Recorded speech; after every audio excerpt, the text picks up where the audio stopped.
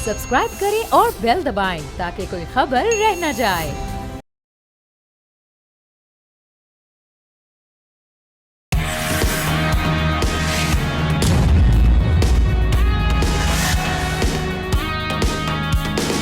अस्सलामुअलैकुम, आप देख रहे हैं न्यूज़ पंच। मैं हूं आमना खटाना। नाज़रीन, कुछ बात करते हैं पाकिस्तान और इंडिया के हालिया कन्फ्लिक्ट के हवाले से, जिसके हवाले से डिप्लोमेसी का सिलसिला जारी है, लेकिन भारत के अपने अंदर से भी आवाज़ें इस हवाले से उठ रही हैं, कई सवालात जन्म ले रहे हैं। पाकिस्तान बहुत पहले बता चुका था कि पहलगाम हमला भारत का एक सोचा समझा फॉल्स फ्लैग ऑपरेशन था और अब इस झूठ की गवाहियाँ खुद भारत के अंदर से मिलने लगी हैं। साबिक भारतीय वज़ीर दाखिला चिदम्बरम ने मोदी सरकार की घिनौनी हरकतों को बेनकाब कर दिया। चिदम्बरम ने सवाल उठाया कि अगर हमलावर पाकिस्तानी थे तो सबूत कहाँ है? नेशनल इन्वेस्टिगेशन एजेंसी ने अब तक दहशतगर्दों की शनाख्त क्यों नहीं की? क्या ये मुमकिन नहीं कि दहशतगर्द खुद भारत से ही थे और उन्होंने भारत से ही तरबियत ली हो? चिदम्बरम के इन सवालात ने भारतीय सियासत में हलचल बर्पा कर दी है। पहलगाम वाक़या और फिर ऑपरेशन सिंदूर जैसे वाक़यात भारत की इस खौफनाक साजिश को बेनकाब करते हैं और जब खुद चिदम्बरम ने सच बोल दिया है तो अब सवाल ये कि मोदी से इस घटिया हरकत का जवाब कौन लेगा। इसलिए हैं सीनियर एनालिस्ट एहतशाम साहब हमारे साथ मौजूद हैं। एहतशाम साहब, भारत के फॉर्मर इंटीरियर मिनिस्टर हैं ये कोई वहाँ के कोई आम सियासतदान नहीं है, सीनियर कांग्रेसी रहनुमाई है और इनका बड़ा नाम है, इनको सुना जाता है। अब वो जब हम देख रहे हैं कि जिस वक्त उन्होंने ये बयान दिया, ये बयान ऐसे नहीं दिया गया कि मीडिया पर आकर दिया गया हो, ये उनकी अपने ही जो जिस तरह से हमारा ये हाउस है नेशनल असेंबली, वहाँ पर ये बयान दिया गया है। इस स्टेटमेंट से भारत के अपने नैरेटिव को एक बार फिर धचका लगा, क्योंकि पहले से भी बड़ी आवाज़ें उठ रही थी। तो जब ऐसी शख्सियात इस तरह के बयानात और इस तरह के सवालात के साथ आती हैं तो भारत अपना इंटरनेशनली या ग्लोबली अपने नैरेटिव को कैसे सपोर्ट कर सकता है, कैसे कायल कर पाएगा?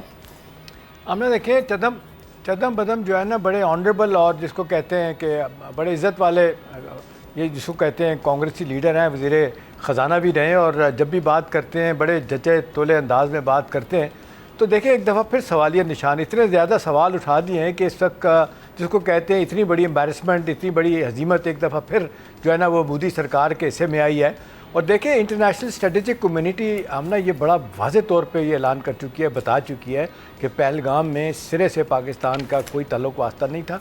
और ये कि जब जहाँ जहाँ सवाल पूछे गए कि जी एविडेंस है, वही बात चिदम्बरम कर रहे हैं कि जी एविडेंस है तो बताएं कहाँ से लोग आए थे और कहाँ चले गए। और फिर इससे पहले जो सवाल उठ रहे हैं कि जी 7 लाख की फ़ौज आपने श्रीनगर में रखी है और आपने जम्मू में रखी, बाकी पूरे कश्मीर मकबूजा कश्मीर में रखी है, और जहाँ पे टोटल आबादी 90 लाख से ज़्यादा कश्मीरियों की नहीं है। 4-5 बंदे आते हैं, 26 लोगों को मार के चले जाते हैं और आज तक उनका सुराग नहीं मिला। ज़मीन खा गई, आसमान उनको उठा के ले गया। तो ये बड़ा वाज़े तौर पे बता रहा है कि हिंदुस्तान की अपनी नाकामी है, उनकी इंटेलिजेंस फेलियर है, सिक्योरिटी की नाकामी है। और फिर ऑन टॉप ऑफ इट मैं सारी दुनिया कहती है कि कहीं ना कहीं बड़ा वाज़े तौर पे लगता है फॉल्स फ्लैग ऑपरेशन है। वही पहलगाम का वाक़ा जो 2019 में हुआ था। देखिए, अब सवाल ये कि इतना कुछ करने के बावजूद भी अगर हिंदुस्तान में उनके साबिक वज़ीर ख़जाना और साबिक इंटीरियर मिनिस्टर इस तरह की बातें कर रहे हैं, तो आप मुझे बताएं हिंदुस्तान का नैरेटिव कहाँ रह गया वहाँ पे? अब सफारतकारी में कहाँ रह गए वो? और जो मोदी सरकार और मोदी का गोदी मीडिया जितना झूठ बोल रहा था, उनके लिए कितनी एम्बैरसमेंट है। देखिए, अब पुरानी कहानियाँ सब चल रही हैं। अभी देखिए, मैं देख रहा था वो सोफिया कुरैशी, कर्नल सोफिया कुरैशी, उस खातून ने हिंदुस्तान की जो कर्नल थी, उसने डिटेल जब बताई थी हमना कि जी कितने 35 जगहों पे पाकिस्तान में हमला किया, मार लगाई, या किस तरीके से S-400 हमारा एयर डिफेंस सिस्टम को तोड़ा था, कितनी जगहों पे जाके उन्होंने कार्रवाई की थी, उसको उन्होंने उसके ख़िलाफ़ हो गए थे। उनको कहा इसको निकाल दो, इसको पाकिस्तान चले जाना चाहिए। बिल्कुल भाई, ज़ाहिर है उसने अकेले तो नहीं कहा ना, अपने तौर पे नहीं कहा। उसको जो हदायत दी गई उसकी हदायत की रोशनी में उसने ये सारी बातें पब्लिक में जाके मीडिया के सामने की थी। तो आज सवाल ये है कि इतनी बड़ी बात आज जो कही गई है, और ये सारी दुनिया जो इस वक्त कह रही है, सारी दुनिया का मीडिया ये कह रहा है, सारी दुनिया की स्ट्रेटेजिक कम्युनिटी कह रही है, आप देख लें कोई उनकी बात मानने के लिए तैयार नहीं, कोई इंटरनेशनल फोरम हिंदुस्तान की बात बाइक करने के लिए तैयार नहीं कि पाकिस्तान इसमें मुलविस है। लेकिन झूठ दर झूठ बोले चले जा रहे हैं। 13 साल एक और मसला भी है, अपनी आवाम को इतना चढ़ा दिया हुआ है कि अभी जो पाकिस्तान और इंडिया के एशिया कप के मामले के हवाले से जो बातचीत चल रही है, जिसपे इतना रिएक्शन उनकी अपनी आवाम की जानिब से आ रहा है कि जी हमने उनके साथ मैच दुबई में भी हो तो हमें बॉयकॉट किया जाए एशिया कप का। एक तो मोहसिन नकवी साहब ने अनाउंस किया एक्स पे, उसकी भी बड़ी वहाँ पर हम देख रहे हैं कि उनके पेट में मरोड़ उठ रहे हैं। तो आप इस मामले को किस तरह से देखते हैं कि उन्होंने अपनी आवाम का जो माइंड सेट है वो भी बहुत हद तक पोल्यूट कर दिया कि अब वापसी का कोई रास्ता नहीं नजर आ रहा? देखिए हम ना इस माइंड सेट में आप देखते हैं कि अब आहिस्ता आहिस्ता जो मेजॉरिटी जिसको हम कहते हैं ना आम जनता, वो ये बात मानने के लिए तैयार नहीं है। ये इनके चंद एक लोग हैं जो सो कॉल्ड एनालिस्ट बैठे हुए हैं, वो जो आके टीवी पे बयानबाजी कर रहे होते हैं। अदरवाइज़ आप देख लें मोहम्मद अजहरुद्दीन ने भी, जो साबिक क्रिकेटर हैं और कप्तान ने, उन्होंने भी सवाल उठा दिए कि जी क्यों नहीं पाकिस्तान के साथ आप खेल सकते और फलां जगह खेलने हैं तो यहाँ पे क्यों खेलने हैं आप। तो देखें ये हिंदुस्तान जो है ना सिर्फ हटदर्मी पे आया हुआ है। अभी देख लें हाकी के मैदान में उन्होंने कहा कि जी हम नहीं खेलेंगे, सारी दुनिया उनको कह रही। हाँ, क्रिकेट का तो रोना यही कि हम ना इतना पैसा वहाँ पे है कि आप बड़ी बड़ी ऑस्ट्रेलिया और इंग्लैंड की जो क्रिकेट के एसोसिएशंस हैं वो भारत की बात सुन रही हैं। लेकिन बात यह है कि जो अब इतने ओपनली आप जिस तरीके से बदनाम हो रहे हैं और जितने आपका जिसको कहते हैं घिनौना चेहरा लोगों के सामने आ रहा है, तो आम आदमी क्या कह रहा है। देखिए आम आदमी बेशुमार उनके आपके व्यूज़ आते हैं, कहते हैं कि हमारे साथ झूठ बोला गया है, सच हमसे दूर रखा गया है, ये तो 4 दिन की लड़ाई हुई है और ये कि हमें नहीं बताया गया कि हमारे साथ क्या हुआ। और फिर ये बार बार जो बातें आपने की कि जी लाहौर पे कब्ज़ा हमने कर लिया है, और देखें जी लाहौर की पोर्ट तबाह कर दी, जो पोर्ट है ही नहीं है, कराची पोर्ट तबाह कर दी, जनरल आसिम को गिरफ़्तार कर लिया गया, इस्लामाबाद पे कब्ज़ा हो गया। तो ये देखिए हिंदुस्तान का तो ख़ुद मजाक बनी, जिसको कहते हैं पूरी दुनिया के सामने, हिंदुस्तान का मीडिया भी, हिंदुस्तान के लोग भी। अब सवाल ये कि कोई लेसन लर्न होगा, अभी तक तो ऐसा नहीं है। अब हिंदुस्तान में हम ना ये बातें शुरू हो गई हैं कि जी ये तो अब 13 साल का जो अपना हुकूमत है इनकी चल रही है, तीसरी टर्म ये मोदी सरकार की, और जिस अंदाज से आरएसएस का ये मुद्दा लेके आगे गए हुए हैं, उनकी थ्योरी को लेके गए हैं, जब तक इनसे जान नहीं छूटेगी, बात नहीं बनेगी। तो नतीजतन कांग्रेस और बाकी सियासी जमातें वो अब मिल रही हैं आपस में। उनका ख्याल है कि जी मोदी सरकार से जान छुड़ाने का एक ही तरीका है कि जिसका इतना शदीद दबाव अदालतों में भी आना शुरू हो गया, अदालतें भी माजत खां ले जाए, इवन सुप्रीम कोर्ट भी देखना वो भी परेशान होगी कि क्या करें, इतना दबाव उनकी तरफ से आता है। तो अब यह है कि अब क्या तब्दीली आएगी, लोग देख रहे हैं कि नया इलेक्शन होगा, तब हिंदुस्तान पाकिस्तान के ताल्लुकात नॉर्मलाइज होंगे। अभी देखिए पाकिस्तान बार बार कह रहा है वही जो बातें की गई कि चले बातचीत कर लेते हैं, चले थर्ड पार्टी इन्वेस्टिगेशन करवा देते हैं, ऑफर को कैसे रिस्पॉन्ड किया जाता है, क्योंकि अभी तक एक इंटरनेशनली प्रेशर भी है इंडिया पर, और पे जो क्वाड की जानिब से इस तरह की रिजेक्शन सामने आना जिसमें आपका नैरेटिव उसको बिल्कुल बाय ना किया जाए, तो उसका फिर किस तरह से आगे बढ़ा जाए, वे फॉरवर्ड क्या होगा, ये इंडिया को डिसाइड करना होगा। प्रोग्राम में आगे बढ़ते हैं नाजरीन अगली स्टोरी की जानिब, और इकोनॉमी से जुड़ी हुई खबर है। पाकिस्तान में कैशलेस इकोनॉमी में अहम पेशरफ्त हुई है, जिसके तहत डिजिटल अदायगी के लिए बिजली, गैस और फ़ोन के तमाम बिल्स पर QR कोड्स प्रिंट किए जाएंगे। इससे न सिर्फ करप्शन और चोरी ख़त्म होगी बल्कि टैक्स वसूली में शफाफियत आएगी। डिजिटल मईशत में point of sale terminals, mobile banking और दीगर जदीद ज़राए का इस्तेमाल बढ़ने से लेन देन की रफ्तार तेज़ होगी और रिकॉर्ड महफूज रहेगा। इस हवाले से सेक्रेटरी पेट्रोलियम और चेयरमैन ओगरा को इंस्ट्रक्ट किया गया है कि 1 माह में पेट्रोल पंप्स पर QR कोड्स, POS और सॉफ्ट POS के ज़रिए अदायगी का लाजमी निज़ाम तैयार करें, और ये सहूलत पूरे मुल्क पर दस्तयाब होनी चाहिए। दूसरी तरफ स्टेट बैंक ने डिजिटल सार्फिन की तादाद 95 से 120 मिलियन करने और डिजिटल ट्रांजैक्शंस की तादाद 7.5 बिलियन से 15 बिलियन करने के अहदाफ मुकर्रर कर दिए हैं। ये सब किस हद तक खुशाइंद है और इसको किस तरह से अचीव किया जाएगा, इसी पर बात करने के लिए एक साथ हमें चौधरी अकमल साहब ने ज्वाइन किया, इकोनॉमी एक्सपर्ट। चौधरी साहब आपको वेलकम करते हैं प्रोग्राम में। आपसे मैं आगाज़ करूंगी, कैशलेस इकोनॉमी की जानिब ये हमने एक स्टेप लिया है, एक तो इस पर ज़रा कमेंट कीजिएगा कितना हमारे लिए बड़ी सहूलत बन चुकी है, लेकिन साथ ही साथ इसके साथ जो चैलेंजेस जुड़े हुए हैं और ये कि डिजिटल इंफ्रास्ट्रक्चर, इस पर मुकम्मल डिपेंडेंस आप समझते हैं हमारा इतना एडवोकेट है, इतना मुनासिब है डिजिटल इंफ्रास्ट्रक्चर के हम इस पर मुकम्मल तौर पर इन्हसार कर सकें और कैशलेस इकोनॉमी को कम्प्लीटली हम अचीव कर पाएंगे इस टारगेट को? जी बिल्कुल। असल में जो बिजली के जो बिल्स वगैरह हैं उनको जब हम डिजिटलाइज कर देंगे तो उससे डेफिनेटली जो आम जनरल पब्लिक है उसको, ख़ास तौर पे जो हमारी शहरी आबादी है जो ज़्यादातर मोबाइल बैंकिंग को इस्तेमाल कर रहे होते हैं या इंटरनेट बैंकिंग जिनको अवेलेबल है, तो उन लोगों को डेफिनेटली इससे फ़ायदा होगा और ये ज़ाहिर है कैशलेस इकोनॉमी की तरफ बहरहाल एक अच्छा और खुशाइन कदम है। Let's talk about some data जो इस हवाले से हमारे पास अवेलेबल है, क्योंकि जो फ्यूचर आने वाला है ना उसमें आप देखें तो दुनिया जो है ना आहिस्ता आहिस्ता मोबाइल के अंदर जो है ना वो ख़त्म होती जा रही है, मोबाइल के अंदर ही मतलब इंक्लूड होती जा रही है चाहे वो आप पिक्चर्स और ग्राफिक्स को ले लें, चाहे आप कारोबार को ले लें, चाहे आप तो कम्युनिकेशन को ले लें, इंटरनेट को ले लें, तो इसी तरीके से अब ये जो आइंदा जो है वो पेमेंट्स का सिस्टम भी जो है वो इसी मोबाइल फ्रेंडली होगा। और हमारे यहाँ जो है वो काफ़ी अरसे से जो है वो मोबाइल बैंकिंग का आगाज़ हो गया था। उसकी 2-3 मिसालें भी हमारे पास मौजूद है जो मोबाइल कंपनियों के नाम से जो कर रहे हैं। अच्छा, इससे नॉर्मली एक तो घरेलू जो सनत है उसको हमारा बड़ा फायदा हो रहा है। जो मुकामी तौर के ऊपर जो पसमानदा लोग हैं, जो जिनके पास रिसोर्सेज की कमी थी, उनको एक अच्छा जो है वो रिसोर्स अवेलेबल हो गया in the form of internet. तो उससे जो है ना वो अपने बिजनेसेस को एक तो ग्रो कर सकते हैं।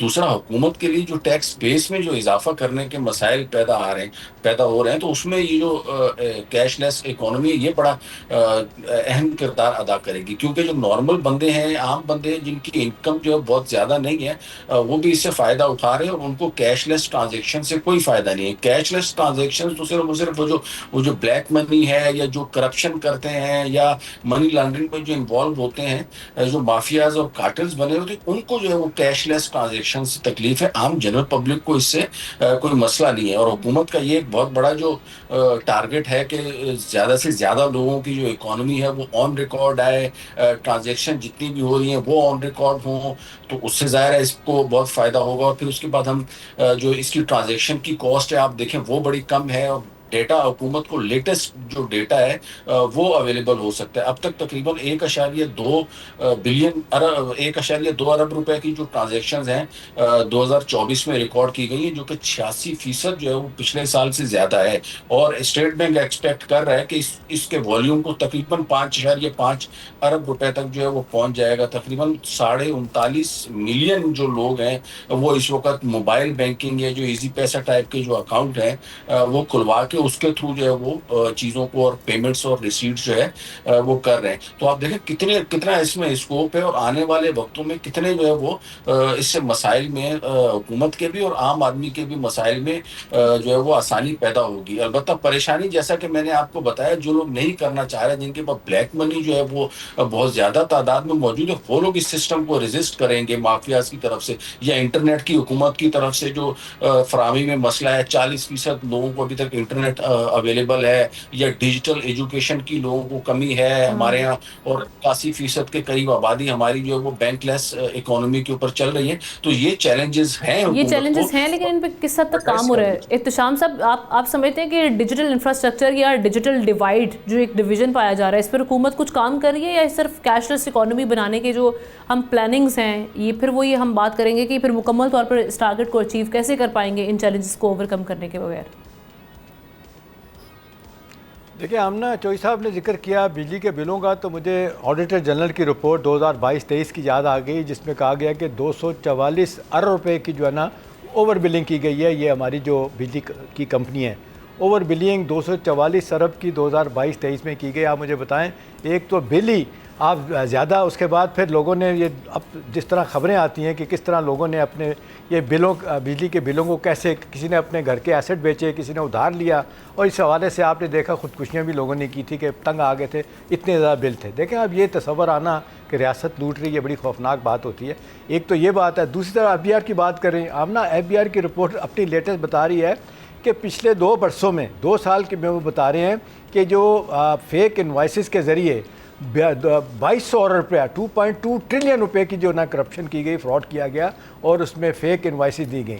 आप मुझे बताएं, ये सारा इसलिए हो रहा है कि डिजिटाइजेशन नहीं है, शफाफियत नहीं है, कैशलेस इकोनॉमी की बात तो हो रही है लेकिन उस तरफ कोई भी नहीं जा रहा। और आप देखें 10% भी लोग टैक्स देने के लिए तैयार नहीं, फिक्स टैक्स देखने के लिए तैयार नहीं। अब मुझे बताएं, 1200 रुपया जो टैग किया गया था हुकूमत के साथ ताजरों ने कि जी हम सालाना टैक्स देंगे। आप मुझे बताएं, हम ना, आप और मैं रोते रहते हैं हमारा टैक्स कितना कटता है, 1200 रुपया जो है ना, 1200 रुपया सिर्फ, वो जो है ना वो सालाना टैक्स देने के लिए तैयार नहीं है। अब मुझे बताएं कैसे चीज़ें ठीक होंगी?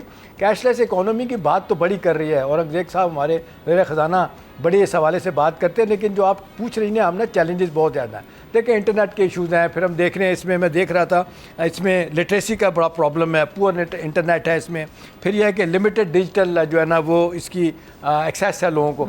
अब ये सारी चीज़ें करने के बाद ही फिर आप उस तरफ आएंगे कि आप कैशलेस सोसाइटी बना सकें, कैशलेस जो है ना वो आपकी ट्रांजैक्शन हो, और इस तरह सारी दुनिया में है। अभी बाहर चली जाए, मैंने देखा, मुझे तो तजर्बा है अमेरिका में, लंदन में, अगर आप किसी जगह अब ना कैश पैसे देते हैं तो उनका मूड ख़राब हो जाता है कि ये बंदा क्या आ गया कैश हमें, वरना वो कहते हैं जी कार्ड पंच करें, तो कार्ड की जरूरत नहीं, आप फ़ोन अपना सामने रखिए, वहाँ से पैसे कट जाते हैं। चौधरी साहब क्या कह रहे हैं आप? जी नहीं, मैं ये कह रहा हूँ कि हमारे कैशलेस खास तौर पे मोबाइल बैंकिंग में बेतहाशा इजाफा हो गया। अब तो जो है ना वो वो घर पे जो काम करने वाली मासी है उसको भी मैं पेमेंट वगैरह करता हूँ तो उसको इजी पैसा के थ्रू करता हूँ, या जो भी दूसरे मोबाइल कंपनीज के अवेलेबल है। और ये चीजें आप यकीन करिए, जो कार्टेल्स और माफिया को बहुत बड़ा धचका लगेगा जब मैक्सिमम तादाद में आबादी ही अपने रिकॉर्ड को डिजिटलाइज करेगी, तो उससे फिर रिकनसाइल करने में हुकूमत के लिए बहुत आसान हो जाएगा। मैं आपको मिसाल देता हूँ, किसी मंडी में जो है ना वो पता चलता है कि जी जो वहाँ के जो ताजिर हैं उन्होंने परचेजिंग कम की है, और जब सेल रिकॉर्ड होगी वाया इजी पैसा या ओनली जो दूसरे जो प्लेटफॉर्म्स हैं उसके थ्रू, डिजिटल ट्रांजैक्शंस के थ्रू, तो सेल्स और परचेजेस में डिफरेंस आ जाएगा। ये सिर्फ मैं आपको एक मिसाल समझाने के लिए बता रहा हूँ कि किस तरीके से चीजें रिकनसाइल होंगी अगर पब्लिक एट लार्ज इसको जो है ना डिजिटल बैंकिंग को ऑप्ट करेगी। तो इससे हमारी डेफिनेटली ब्लैक मनी में भी कमी होगी, ब्लैक इकोनॉमी में इम्पोर्टेंट है। जिन बातों का आप जिक्र कर रहे हैं, ये अर्बन जो हम देख रहे हैं इलाके हैं, वहाँ पे हम देख रहे हैं कि वहाँ पे कुछ हो रहा है।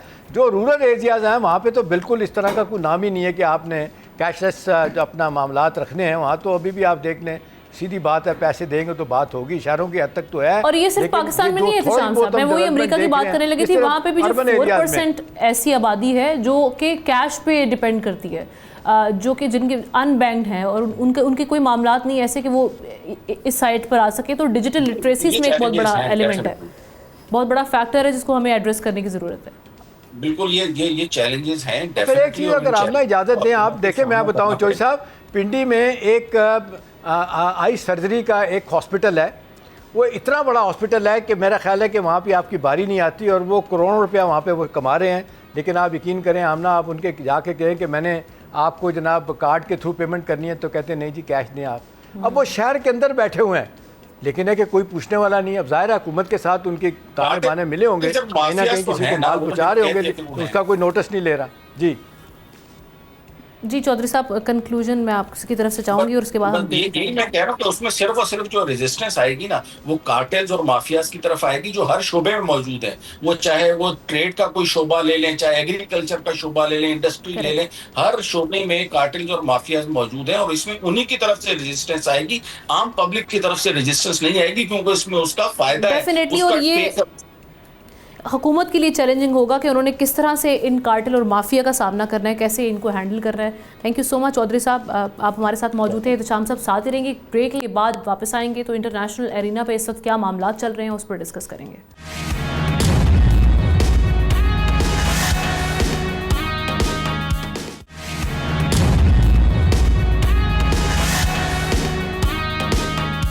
Welcome back. कुछ बात करेंगे थाईलैंड और कंबोडिया के हालिया तनाज़े के हवाले से। आखिरकार इस हवाले से गैर मशरूत जंग बंदी पर दोनों ममालिक मुत्तफिक हो गए हैं। चाइना, अमेरिका और मलेशिया की कोशिशों से दोनों ममालिक ने जंग बंदी का फैसला कर लिया। Malaysian prime minister Anwar Ibrahim ने ऐलान किया कि जंग बंदी आज रात से नाफिजुल अमल होगी, जिसे अमन की बहाली का पहला कदम करार दिया जा रहा है।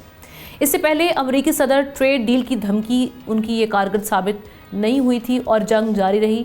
अब चाइना, अमरीकी सफ़ीर और मलेशिया ने सालसी का किरदार अदा किया, जिसके बाद फ़रीक़ैन के दरमियान बराह रास्त राब्ते बहाल हो गए। कैम्बोडियन वज़ीर आज़म के मुताबिक मुज़ाकरात मस्बत रहे।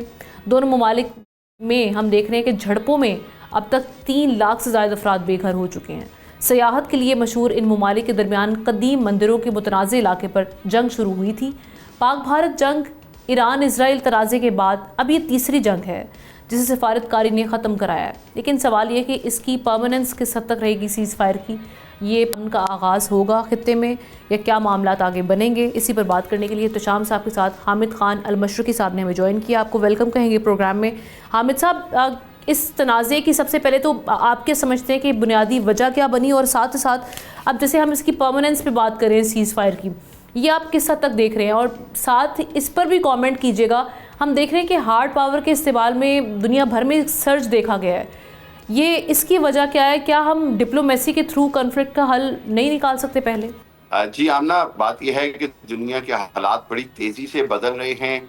सबसे बड़ी बात यह है कि दुनिया एक बार फिर जंगों की लपेट में है, चाहे वो ईरान और रशिया और इसराइल की जंग हो, चाहे वो यूक्रेन रशिया की जंग हो, सबसे बड़ा पाकिस्तान इंडिया का तनाज़ा हो, अब थाईलैंड कंबोडिया का जो मामला है वो भी एक बार ये एक पुराना इनका मसला है। दोनों ममालिक के दरमियान सरहदी तनाज़ा भी रहा, दोनों ममालिक के दरमियान वसाइल के हवाले से भी तनाज़ा है, और दोनों ममालिक एक दूसरे के ऊपर पॉलिटिकल मुदाखलत का भी इल्ज़ाम लगाते आ रहे हैं।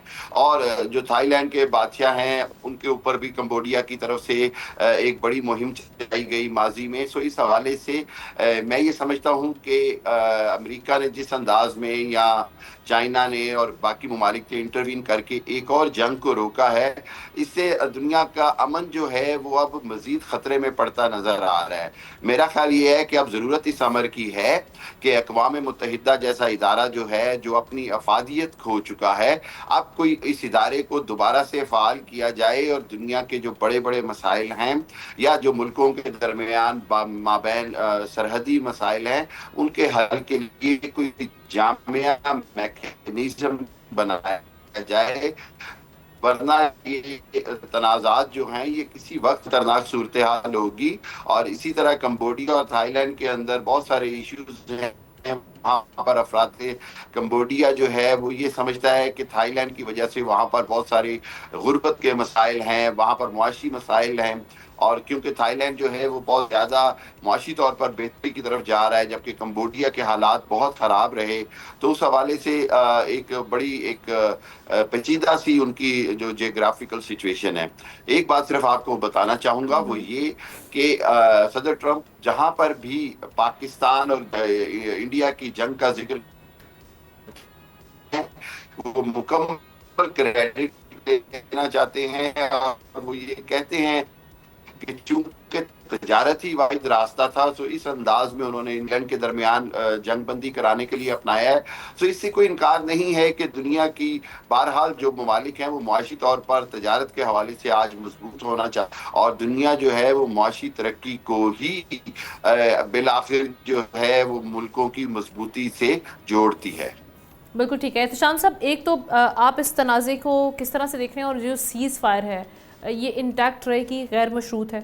दूसरी चीज़ ये कि जो अब हम सॉफ्ट पावर्स जैसे कि चाइना की अगर हम बात कर लें, जो ऐसे तनाज़ात का हिस्सा नहीं बनते या जंगों में नहीं जाते, ये इनकी आज की दुनिया में जब हम देख रहे हैं इतनी एग्रेसिवली इस जाने बढ़ा जा रहा है, या इन वेपन्स में, इनकी ख़रीदारी में और इसको बनाने में हम देख रहे हैं कि बहुत ज़्यादा इस मार्केट में भी सर्ज आ रहा है, तो उसमें चाइना जैसे सॉफ्ट पावर्स जो सारी चीज़ें होने के बावजूद इस जानिब नहीं जाती, उनका रोल किस तरह से देखते हैं? और अब क्या आप समझते हैं कि कॉन्फ्लिक्ट का हल डिप्लोमेसी से जाना, अब ये मामला जो हैं पहले हम वॉर्स की जानिब जाते हैं, उसके बाद कॉन्फ्लिक्ट का हल जो है वो डिप्लोमेसी के थ्रू किया जाता है। आप क्या किस तरह से देख रहे हैं सिचुएशन को बनते हुए, उसकी वजह क्या समझते हैं आप? देखिए हमने आपने चाइना की बात की, बहुत अच्छी बात है, बड़ा अच्छा सवाल है आपका। देखिए चाइना जो है ना, जिस तरह उनकी पॉलिटिक्स है, जिस तरीके से अपना इन्फ्लुएंस सारी दुनिया में बढ़ा रहे हैं, साउथ ईस्ट एशिया में उनका बड़ा इन्फ्लुएंस है, आसियान में, बाकी जगहों पे भी। अब उनका भी बाहर है, पीछे से एक रोल होगा डेफिनेटली जंग को बंद कराने में। जो लेटेस्ट इत्तलात हैं कि मलेशिया की सालिसी में ये जंग बंद होगी, अगरचे 34 लोग मारे गए हैं, और अगर ये भी देख लें कि ये 500 किलोमीटर का इनका बॉर्डर है, तो सरहदी तनाज़ा एक मुद्दत से चल रहा है। लेकिन आपने वजह पूछी थी आमना, बड़ी इंटरेस्टिंग वजह इनकी जंग की क्या हुई है जी। देखिए ये दो साबिक वज़ीर आज़म हैं, ये उनकी दोस्ती है 33 साल की पुरानी, अच्छा। कंबोडिया और थाईलैंड के, और एक दूसरे को दोनों भाई कहते हैं, ठीक है। अब इस वक्त सूरत हाल ये है कि एक का बेटा यानी कंबोडिया के जो हैं साबिक प्राइम मिनिस्टर, उनका नाम है हुन सेन, उनका बेटा जो है ना वो इस वक्त प्राइम मिनिस्टर है। और थाईलैंड के जो फॉर्मर प्राइम मिनिस्टर थे जिनका नाम है तक्षिन छिनवाट्रा, उनकी बेटी जो है ना वो हुकूमत में थी, वो प्राइम मिनिस्टर थी। हुआ ये कि मिस छिनवाट्रा ने कॉल किया इनको, अपना कंबोडिया के प्राइम मिनिस्टर को, और उनसे कोई बात की, और वहाँ पे बात जो हुई उसमें उन्होंने थाईलैंड की फ़ौज के बारे में कोई बात हुई। वो जानबूझ के कहा जा रहा है कि जो थाईलैंड के फॉर्मर प्राइम मिनिस्टर हैं वो ये कह रहे हैं कि अपने दोस्त को कह रहे हैं कि तुम्हारे बेटे ने और तुमने मिल के ये सारा एक गेम प्लान किया और ये लीक किया कॉल, जिसकी वजह से मेरी बेटी को साइड लाइन कर दिया गया। अब वो कह रहे हैं सोशल मीडिया पे दोनों की लड़ाई हो रही है, एक दूसरे को मजाक बना हुआ है। वो कहते हैं जी वैसे तो भाई थे, 33 साल पुराना दोस्ती थी आपकी, क्या हो गया। तो ये है कि ये कॉल लीक वजह हुई है बुनियादी तौर पे, जिसके वजह से फिर इनकी लड़ाई शुरू हो गई। लड़ाई तो बंद हो गई है, लेकिन आमना मॉरल ऑफ स्टोरी ये है कि कभी भी अपनी दिल की बातें, चाहे कितना भी आपका कोई दोस्त हो, सरबराह हो, उसको नहीं बतानी चाहिए। अब ये एक दूसरे के बारे में ऐसी ऐसी बातें सोशल मीडिया पे आ रही हैं कि दुनिया देख के हैरान हो रही है कि दोनों प्राइम मिनिस्टर हैं साबिक, और दोनों के बच्चे जो है ना वो प्राइम मिनिस्टर हैं इस वक्त। एक को साइडलाइन कर दिया गया, एक है, और जो सरहदी तनाज़ा जो कभी नहीं हुआ था, दोनों की जितनी अच्छी पुरानी दोस्ती है, कभी लड़ाई झगड़ा नहीं हुआ था, अब लड़ाई शुरू हो गई। अच्छा हुआ कि लड़ाई बंद हो गई है। अब देखना यही है कि जो इस तरह के जो तनाज़ात होते हैं इसमें प्रेसिडेंट ट्रंप का कितना रोल है, और चाइना क्योंकि बड़ा एक्टिव प्लेयर है इस रीजन में, तो लगता है कि वो भी खामोश डिप्लोमेसी के ज़रिए आइंदा इस तरह की लड़ाइयों को रोकने में कामयाब हो जाएगा। जी बिल्कुल ठीक है। यानी आप समझते हैं कि ये जो सीज़ फायर है ये इंटैक्ट रहेगी?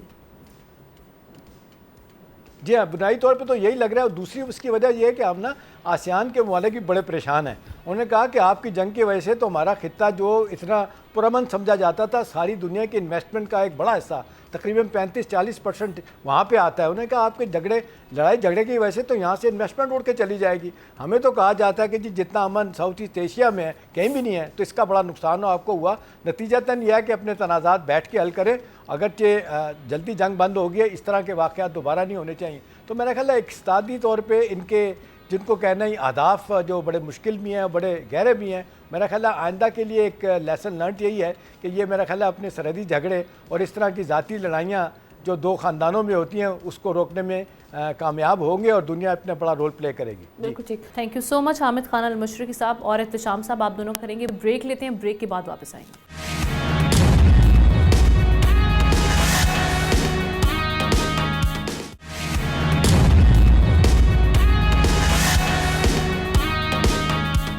वेलकम बैक नाजरीन। कुछ बात कर लेते हैं इस वक्त मौसम की सूरत हाल की। हम देख रहे हैं कि बारिशों के पहले स्पेल से होने वाली तबाही से हम संभल नहीं पाए कि महकमा मौसमियात ने 28 जुलाई से बारिशों के एक और शदीद सिलसिले की पेशगोई कर दी है।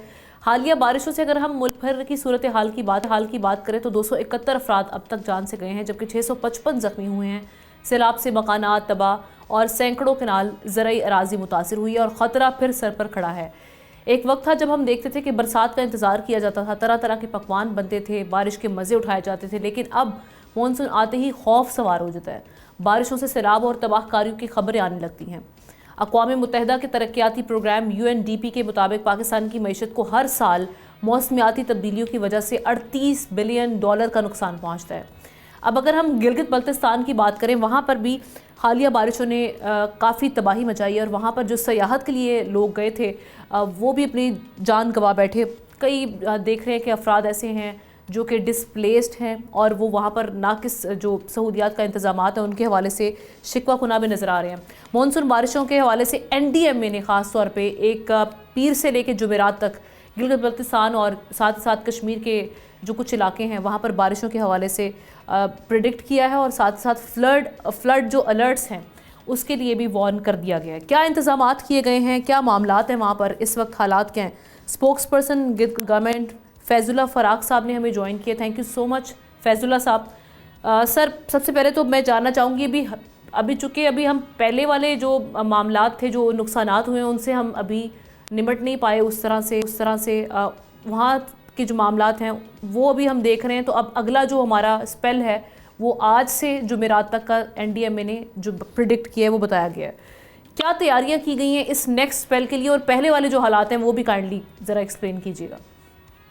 बिस्मिल्लाहिर्रहमानिर्रहीम। बहुत शुक्रिया। गुज़िश्ता दिनों अफसोसनाक वाक़यात गिलगित बल्तिस्तान में सैलाबी तबाहकारियों के नतीजे में वाक़यात हुए जिसमें कहीं जाने चली गई। ख़ासकर गिलगित बल्तिस्तान के बारे में आपको बताऊं, यहाँ का लैंडस्केप बहुत डिफरेंट है और गिलगित बल्तिस्तान 28,000 का मुरब्बा मील का इलाका है और इतने बड़े फैले हुए इलाके में 97% जो है 97% माउंटेन जो है पहाड़ है और इसके अलावा 8,000 वहाँ पे ग्लेशियर्स हैं और ये बहुत लंबा टेरेन है। इसमें शायरा रेशम और शायरा बाबूसर नरान के साथ साथ दोनों जानिब पहाड़ी सिलसिले हैं, नदी नालियाँ हैं और वादियाँ हैं, घाटियाँ हैं।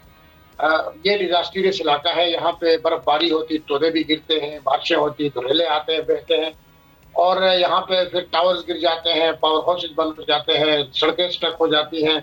मैं हमेशा कहता हूँ गिलगित बल्तिस्तान का डेवलपमेंट आसान है, लेकिन वहाँ के मेंटेनेंस बहुत मुश्किल काम है। गिलगित बल्तिस्तान में गुज़श्ता दिनों 31 जुलाई को अफसोसनाक जो वाक़यात पेश आए, अचानक बारिशें हुई जिसके नतीजे में वहाँ पे रेले आए और ख़ासकर बल्तिस्तान के इलाके गांचे में, कुंदुस में और गदर के इलाके में, गिलगित के इलाका जुतल, गन्योर और शिकारपुर के इलाके में इसकी सबसे बड़ी जो तबाही हुई वो जल्लादियामर में हुई। जल्लादियामर की जो बड़ी वैलीज है जिसमें थोर, तांगीर, खिनर, ठक डाला, सबसे ज्यादा सफर हुआ शारा बाबूसर जिसमें 8 किलोमीटर का इलाका मिलियामेट हो गया, सब हस्ती से मिट गया। और ये जो शारा बाबूसर है ये शारा कराक्रम का मुतबादिल है और गरमाई रूट है। गर्मियों के मौसम में सारे टूरिस्ट यहाँ से ट्रेवल करते हैं, गिलगित बल्तिस्तान के मुकामी लोग भी यहाँ से ट्रेवल करते हैं, लाखों टूरिस्ट यहाँ से ट्रेवल करते हैं। टूरिज्म का सीजन था, हजारों गाड़ियां सड़क पर थी, ये बारिश अचानक की और हर साल बारिशें आती थी। यहाँ पे नदी नाले बहते थे, रेले भी आते थे, लेकिन इस तरह की तबाही कभी जिंदगी में नहीं हुई। सर वो बात तो ठीक है, लेकिन फिर भी प्लानिंग होती है हर साल। हम देखते हैं कि अब तो खैर 2022 के बाद बारिशों का सिलसिला भी हमारे सामने है, फ्लड्स भी ज़्यादा प्रिडिक्टेड हैं, तो उसके लिए गवर्नमेंट ऑफ गिलगित बल्तिस्तान ने क्या तैयारियां कर रखी थी? क्योंकि उसमें बड़े सवालात उठ रहे हैं। फॉरवर्ड मिनिस्टर हैं, मैं उनका भी स्टेटमेंट देख रही हूँ, वो ये कह रहे हैं कि जी गिलगित बल्तिस्तान की जो गवर्नमेंट है वो फेल हो चुकी है, ख़ासतौर पे जो वाटर सप्लाई है वहाँ पे डिस्ट्रप्शन उसमें पाया जा रहा है, उसको अभी तक रिस्टोर नहीं किया गया। बहुत सारे एश्योरेंसेस दिए गए। मोहम्मद इकबाल साहब का स्टेटमेंट मैं यहाँ पे कोट कर रही हूँ। नहीं, स्टेटमेंट जिसका भी स्टेटमेंट है, उनका अपना स्टेटमेंट है। गिलगित बल्तिस्तान के बारे में मैंने आपको बताया कब लगभग पेशगी हम कर क्या सकते थे। हम ये कर सकते थे कि पेशगी बारिश के हवाले से लोगों को इतला करें, वो डिजास्टर मैनेजमेंट ने किया था। हफ्ता पहले हमने तमाम मीडिया चीज़ों पे चलाया था कि बारिशों का सीजन है और बाबूसर टॉप के ऊपर हम इस शायरा को बंद नहीं कर सकते हैं क्योंकि गर्माए मौसम में सारी टूरिज्म और जीप यहाँ से ही गुजरती, केकेट से कोई सफर नहीं करता, इसलिए बंद तो नहीं कर सकते थे। हम उनको बताया था, हमने 12 उनको हिदायत की। बाबूसर टॉप के ऊपर टूरिस्ट फैसिलिटेशन सेंटर है, टूरिस्ट पुलिस का वहाँ पे चौकी है, वहाँ पे भी टूरिज्म डिपार्टमेंट की वहाँ पे चौकी है, वहाँ इनको बाकायदा हिदायत दे के भेजे जाते हैं, वहाँ पे इनको समझाया जाता है, इनको बताया जाता है। ये सब कुछ के बावजूद ये बारिश अचानक हुई, लोग सफर कर रहे थे। चलिए ये अचानक होगी। अब जो एनडीएमए ने अभी हालिया जो आज ही अलर्ट जारी किया है मंडे से लेकर थर्सडे तक के लिए, तो उसके लिए क्या तैयारियां की गई है वो एक्सप्लेन कर दें।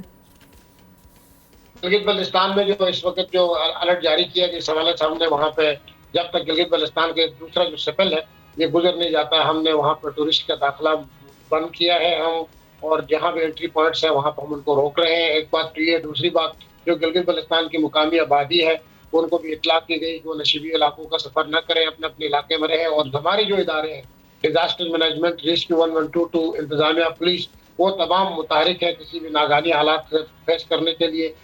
हेवी मशीनरी वहाँ पे लाई गई है, मुख्तलिफ जो जरूरियात के पाइप्स हैं, मुख्तलिफ लोगों के फूड पैकेट्स हैं या उनके रहायशी के बंदोबस्त टेंट शेंट है, वो कब लगभग हमने तमाम तर तैयारियां अपने हिसाब से मुकम्मल की है। अच्छा, वो लोग जो हम देख रहे हैं कि डिस्प्लेस्ड हैं, मुतासरा जो लोग हैं ये जो भी हालिया मानसून बारिश हुई हैं उनसे, वो ये कह रहे हैं कि उनको जो बेसिक नेसेसिटीज़ हैं वो नहीं मिल रही, वहाँ पे शॉर्टेज पाई जा रही हैं, क्लीन वाटर की, इलेक्ट्रिसिटी नहीं है, रोड एक्सेस नहीं है, कम्युनिकेशन सर्विसेज वहाँ पर मुतासर हैं। उनकी इस शिकवे का आप किस तरह से रिस्पॉन्ड करेंगे? ये एक आफत है, उनका शिकवा भी बजा है।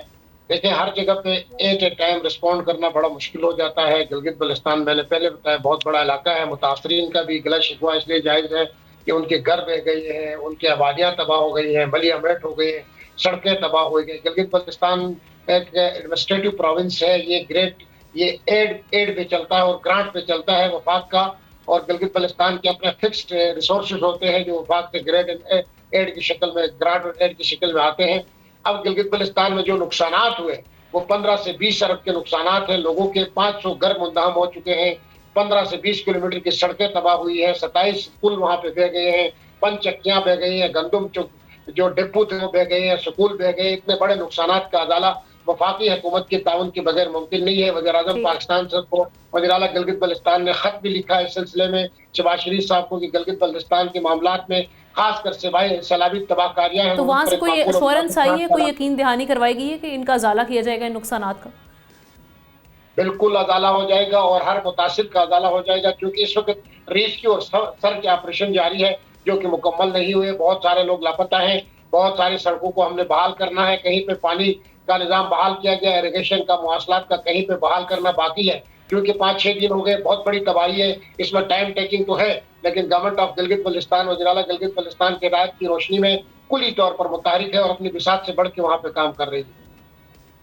ठीक, thank you so much. Faizullah Farak sahab हमारे साथ मौजूद थे, गिलगित बल्तिस्तान की जो इस वक्त सिचुएशन है उसके हवाले से हमारे से बात कर रहे थे। प्रोग्राम के आखिर में नाजरीन हम कुछ बात करेंगे डोंकी मीट के हवाले से। हम माजी में तो इस हवाले से पंजाब के हवाले से खबरें सुनते आए थे और इस हवाले से कई कार्रवाइयाँ भी की गई और उसके बाद एक ब्रेक इसमें नज़र आया। लेकिन अब हम ये देख रहे हैं कि इस्लामाबाद जो कि कैपिटल सिटी है, थाना संजानी की हदूद में 25 मन गधे का गोश्त वहाँ से बरामद हुआ है, वो भी चोरी छुपे नहीं, बाकायदा कसाई और स्लॉटर हाउस के साथ। इस्लामाबाद फूड अथॉरिटी के मुताबिक गधों के गोश्त की इतलात उन्हें 1 हफ़्ता पहले मिल चुकी थी, जिस पर खुफिया कार्रवाई के बाद 1000 किलो गोश्त और 40 जिंदा गधे बरामद हुए।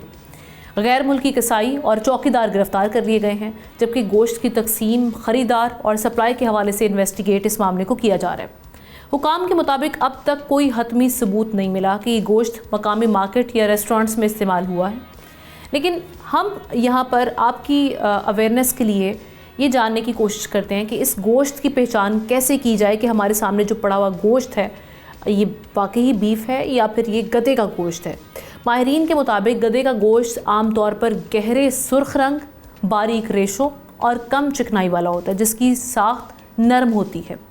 पकाते वक्त इसमें मीठी या अजीब बू आ सकती है और खाने में ये थोड़ा मीठा और चुबाने में सख्त महसूस होता है, जबकि उबालते वक्त ज़्यादा झाग बनती है। ये तो माहिरीन ने गधे के गोश्त की पहचान बता दी, मगर ये सब तब पता चलेगा जब गोश्त कच्चा होगा, और अगर पकवान की शक्ल में आपके सामने पड़ा हो तो फिर कैसे पहचानेंगे कि ये जो गोश्त है ये गाय का है या गधे का है। अगर आपको शुबा हो तो फिर फूड अथॉरिटी या मकामी हुकाम से रुजू करना ही आखिरी हल साबित हमारे लिए। इसके लिए आपको जो भी है अपनी एहतियाती तदाबीर इख्तियार करना होंगी। अगर आपको कुछ ऐसा फ़ील होता है तो जैसे हमने बात की कि मकामी अथॉरिटी को आप जाके वहाँ पर कंप्लेन कर सकते हैं, और इस खबर के हवाले से आप कमेंट सेक्शन में जाके अपने तासुरात का इजहार कर सकते हैं। हमें प्रोग्राम से इजाज़त दीजिए, आपसे कल मुलाकात करेंगे। अल्लाह हाफ़िज़।